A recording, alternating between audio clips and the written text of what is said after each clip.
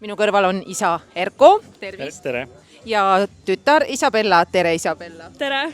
No Isabella on vaid 14-aastane ja peale 3-aastast treeninguid kogu perega muuseas peetakse teda juba tuleviku lootuseks.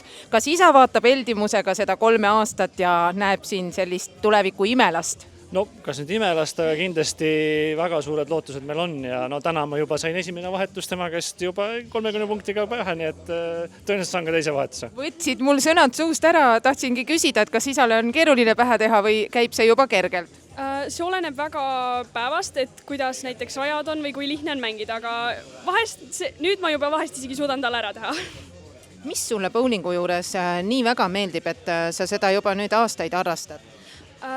Mulle hästi meeldib see nagu sport ise ja ma olen hästi palju siit sõpru saanud ja ülihäid suhteid, et ta on nagu hästi tore ja selline seltskonnamänguna on hästi tore.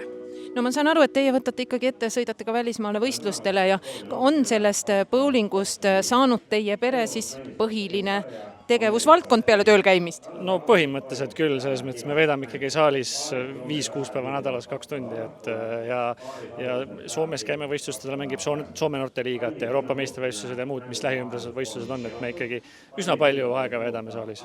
No me teame, et spordi tegemine on kallis lõbu. Võrdlemisi.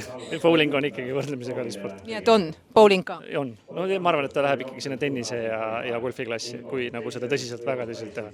No, meie miinuseks on ka muidugi, et me kogu perega mängime, võib-olla kui ainult Isabella mängiks, siis võib-olla oleks. Te kulutate lapse raha ära?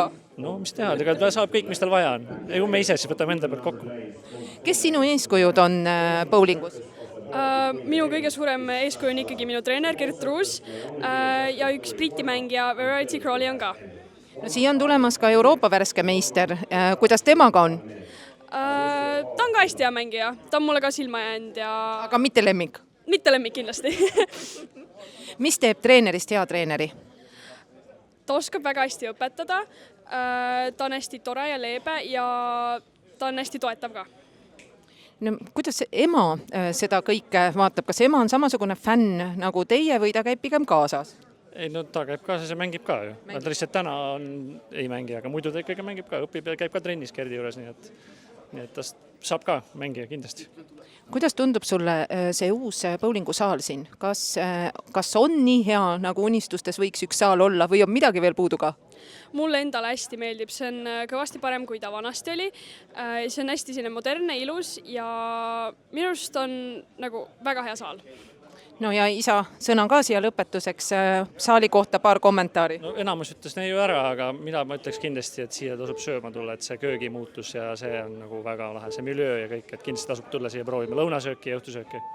Nagu näete, seina peal on 0, ma pean teid ära lubama, sest segada bowlingus ei tohi, kui võistlused käivad, siis aitäh teile ja edu!